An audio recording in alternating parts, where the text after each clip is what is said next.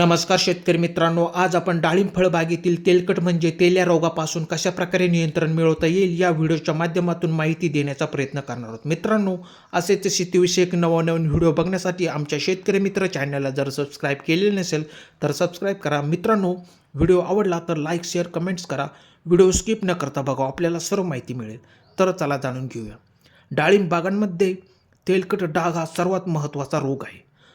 सर्वच प्रमुख डाळिंब उत्पादक राज्यांमध्ये या रोगाचा प्रादुर्भाव आढळून येतो.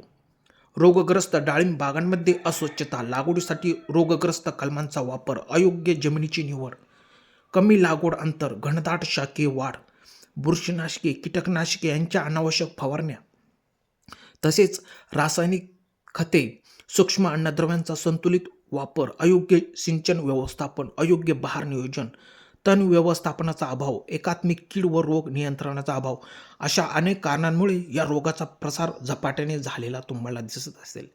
मित्रांनो, रोगट बागेतून निरोगी बागेत रोग प्रसार झपाट्याने होतो. प्रादुर्भाव झाल्यानंतर काही बागायतदार रोग नियंत्रणासाठी प्रयत्न करतात, तर काही जण रोगग्रस्त बागा तशाच सोडून देतात. त्यामुळे रोगाचा प्रादुर्भाव तीव्र होताना दिसतो आणि त्यावर नियंत्रण मिळवणे कठीण होऊन जाते. रोगाचा प्रसार प्रामुख्याने रोगग्रस्त मातृवृक्षापासून बनवलेल्या रोपांद्वारे होतो. रोगाचा प्रसार टाळण्यासाठी रोगमुक्त रोपे लागवडीसाठी वापरणे खूप गरजेचे असते. रोपांची खरेदी ही खात्रीशीर रोपवाटिकेमधूनच करावी.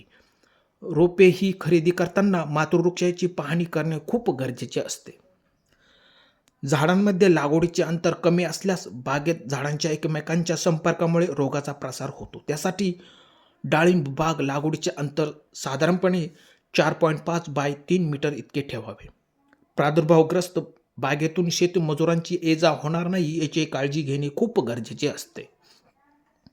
बहर घेण्यापूर्वी रोगट पानांची पानगळ होण्याकरता इथेफॉन 19% SEL 2 ते 2.5 मिली प्रति लिटर पाण्यात मिसळून फवारणी करणे खूप गरजेचे असते.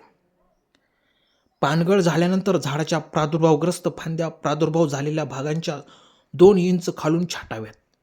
छाटणीसाठी वापरलेल्या अवजारांची छाटणी दरम्यान तसेच आंतरमशागतीसाठी वापरण्यात येणाऱ्या अवजारांचे सोडियम हायपोक्लोराइट 25 मिली प्रति लिटर पाण्यात द्रावण मिसळून निर्जंतुकीकरण करणे खूप गरजेचे असते. छाटणीनंतर ताबडतोब सर्व पाने, फांद्या, फळांचे अवशेष बागेबाहेर नेऊन नष्ट करावेत. रोगट बागेमध्ये स्वच्छता ठेवणे खूप गरजेचे असते. दर्जेदार फळ उत्पादन घेण्यासाठी पानगळ झाल्यानंतर बाहेरील फांद्यांची शेंड्यांपासून 20 सेंटीमीटर अंतरावर छाटणी करणे खूप गरजेचे असते.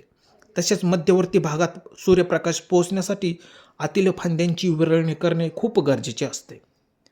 छाटणी केलेल्या भागावर 10% बोर्डो पेस्ट म्हणजेच मोरजूत 1 किलो अधिक कळीचा चुना 1 किलो 10 लिटर पाण्यात मिसळून लावावी. झाडांच्या आळ्यांमध्ये तसेच बागेतील जमिनीवर ब्लिचिंग पावडर 60 किलो किंवा 4% कॉपर डस्ट 20 किलो प्रति हेक्टर प्रमाणे धुरळणी यंत्राच्या साहाय्याने धुरळणी करणे खूप गरजेचे असते. झाडाच्या खोडाला निंबोळी तेल अधिक ब्रोमो नायट्रोप्रोफेन डोयोल 5 ग्रॅम अधिक कॉपर ऑक्सीक्लोराईड 50% 25 ग्रॅम प्रमाणे एकत्र मिसळून तयार केलेला लेप लावा. सॅलिसिलिक ॲसिड 98% शुद्धता हे झाडाच्या वाढीसाठी उपयोगी असून ते झाडांमध्ये रोगप्रतिकार शक्ती वाढवते. त्यासाठी झाडाची नवीन पालवी फुटताना, फळधारणेच्या सुरुवातीला व फळधारणा कालावधीत सॅलिसिलिक ॲसिड 0.3 ग्रॅम प्रति लिटर पाणी या मात्रेत फवारणी करणे खूप गरजेचे असते. झाडांमध्ये रोगप्रतिकार शक्ती वाढवण्यासाठी म्हणजे तयार करण्यासाठी फुले ग्रेड 1 या सूक्ष्म अन्नद्रव्याच्या मिश्रणाची 25 ग्रॅम प्रति 10 लिटर पाणी याप्रमाणे फवारणी करणे खूप गरजेचे असते. ही फवारणी पीक फुलोऱ्याच्या येण्यापूर्वीपासून 1 महिन्याच्या अंतराने नियमित फवारण्या कराव्यात. सॅलिसिलिक ॲसिड व सूक्ष्म अन्नद्रव्यांच्या फवारणीमध्ये 7 दिवसांचे अंतर ठेवणे खूप गरजेचे असते.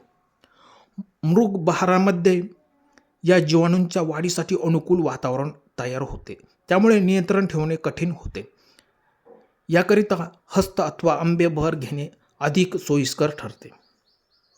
मित्रांनो, तुम्हाला दिलेली माहिती कशी वाटली? दिलेली माहिती आवडल्यास आमच्या शेतकरी मित्र चॅनलला जर सबस्क्राईब केलेलं नसेल तर सबस्क्राईब करा.